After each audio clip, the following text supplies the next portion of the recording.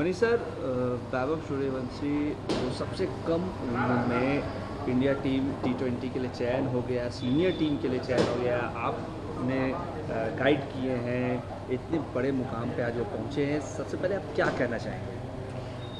पहला तो ये है कि वैभव और वैभव के पूरी फैमिली को बहुत बधाई।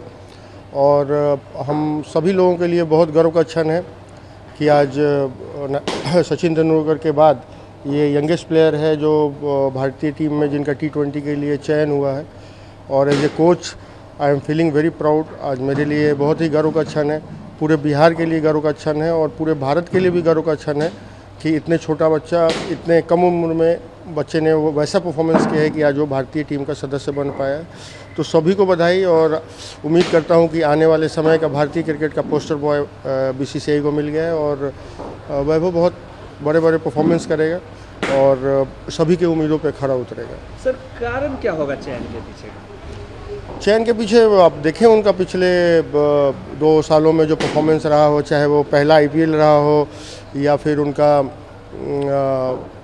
इस बार के IPL में परफॉर्मेंस रहा हो, अंडर-19 वर्ल्ड कप में उनका परफॉर्मेंस रहा हो, राइजिंग स्टार एशिया कप में जब वो सीनियर बच्चों के साथ गए थे तो वहाँ उन्होंने जिस तरीके की बल्लेबाजी की थी, तो जिस तरीके का वो अटैकिंग बैटिंग कर रहे हैं, जिस तरीके से नेशनल और इंटरनेशनल बॉलर्स पे वो हावी हो रहे हैं, बड़े बड़े छक्के मार रहे हैं और राजस्थान रॉयल्स को अकेले एक तरीके से बोले तो वो प्लेऑफ तक लेके गए।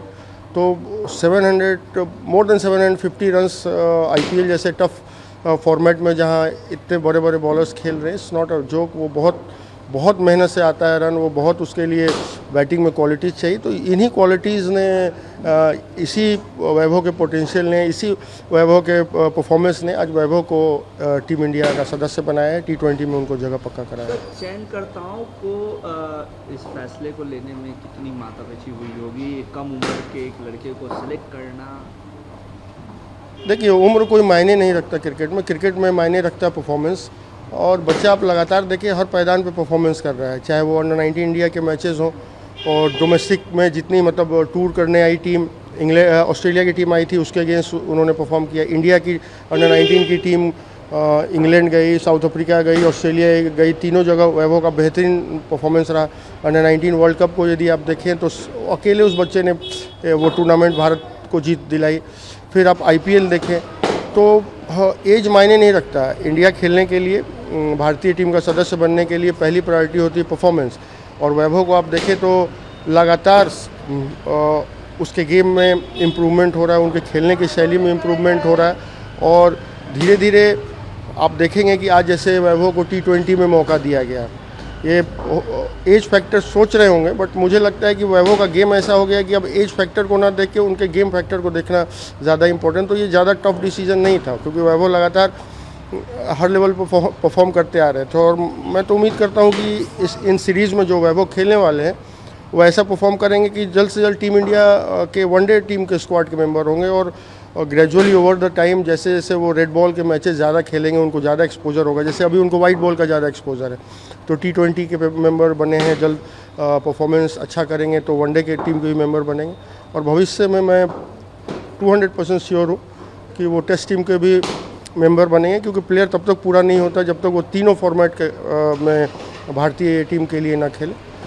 तो ये टफ चॉइस नहीं है, परफॉर्मेंस किसी भी प्लेयर को ऊपर ले जाता है, परफॉर्मेंस ही है जो नीचे लाता है। तो वैभव जिस तरीके का परफॉर्मेंस कर रहा है ये क्वाइट ऑब्वियस था कि वो टीम इंडिया में उनको जगह मिले। इतने बड़े बड़े खिलाड़ी हैं टीम इंडिया में। T20 में अगर बात करूँ तो अगर ओपनिंग स्लॉट की ही बात करूँ तो अभिषेक शर्मा एक विस्फोटक बल्लेबाज है।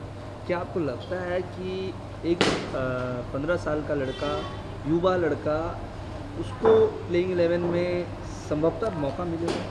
क्यों नहीं मिलेगा। आप IPL जो इतनी बड़ी गेम की फॉर्मेट है आप देखें, उसमें अभिषेक शर्मा भी खेल रहे थे, बाकी और भी इंडिया के नामी गिरामी प्लेयर्स खेल रहे थे। उसी में ना वैभव ने ऑरेंज कैप जीता है सबसे ज़्यादा रन बना के, उसी में वैभव ने क्रिस गेल के रिकॉर्ड को तोड़ा है, सबसे ज़्यादा छक्के मारने के रिकॉर्ड्स को। तो यदि साथ में कॉम्पिटिटिव स्टडी करना है तो IPL is the best platform जहाँ सभी बच्चे खेल रहे हैं, सभी प्लेयर्स खेल रहे हैं। तो वहाँ यदि परफॉर्मेंस देखेंगे तो वो अभिषेक शर्मा से वे अहेड है। तो बिल्कुल मौका उनको प्लेइंग में भी मौका देना चाहिए और जल्द से जल्द देना चाहिए उनको। सर एज अ कोच आपको क्या लगता है टीम मैनेजमेंट उनकी भूमिका को किस तरीके से देख रही है?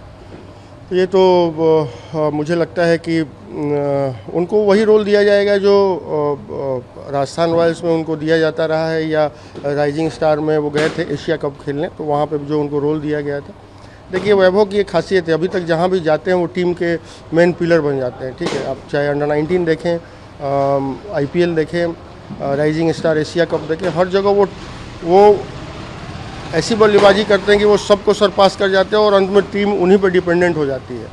तो मुझे उम्मीद है वैभव अपना ये परफॉर्मेंस, अपना इस तरीके का बैटिंग की शैली को मेंटेन करेंगे और उनको बहुत रिस्पॉन्सिबल रोल दिया जाएगा वहाँ पे। At the end of the team India को जीतना है और उसके लिए परफॉर्मेंस ज़रूरी है।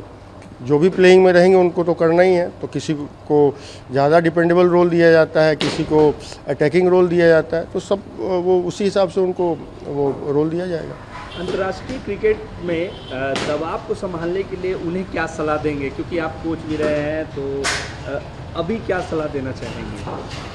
सलाह क्या देना, आप देखें वो उस टफ कंपटीशन को झेल रहे हैं, लगातार खेल रहे हैं तो वो अब इस दबाव को झेलने के और उसको ओवरकम करने के आदी हो गए हैं। अब वो कुछ ऐसा नया नहीं है।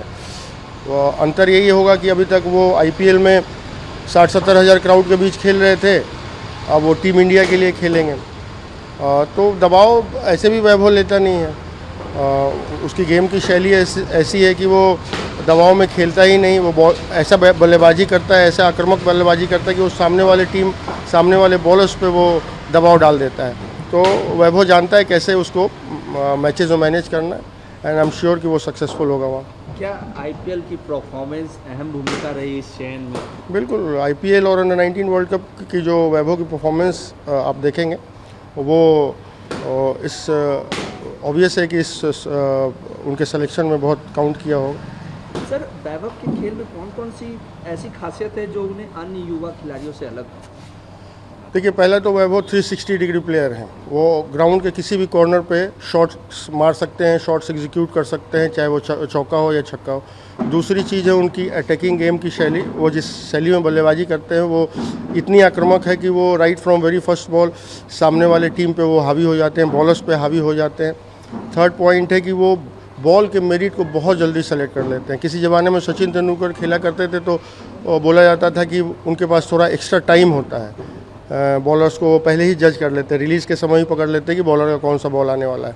वैभव के पास भी कुछ वैसे ही अद्वितीय क्षमता है कि वो बॉल के मेरिट को बहुत अच्छा जज करता है, बाकी प्लेयर जो साधारणतः नहीं कर पाते। और लेवल ऑफ कॉन्फिडेंस उनका इतना ज़्यादा है और लेवल ऑफ एग्जीक्यूशन इतना परफेक्ट है कि वो जब बॉल को भाप लेते हैं तो उसके साथ क्या करना है, उस पर कौन सा स्ट्रोक खेलना, वो उसको एग्जीक्यूट कर पाते हैं। तो ये 3-4 फैक्टर है जो वैभव को बाकियों से वे अहेड अलग कर देता है, और आप देख ही रहे हैं उनके परफॉर्मेंस को। सर इंग्लैंड और आयरलैंड सीरीज़ में क्या उम्मीदें रख रहे हैं आप उनसे? मैं वही उम्मीद रख रहा हूँ जो IPL में उम्मीद रखा था कि बिल्कुल ही उनका परफॉर्मेंस ऐसा होगा जो सबको सरपास कर जाएगा और सेलेक्टर्स इतने मजबूर हो जाएंगे कि उनको टीम इंडिया के वनडे स्क्वाड में भी शामिल करें। क्या टीम मैनेजमेंट उन्हें लंबे समय के निवेश के रूप में देख रहा है? बिल्कुल, BCCI तो बहुत लंबे समय से वैभव पे ऑलरेडी काम कर रही है।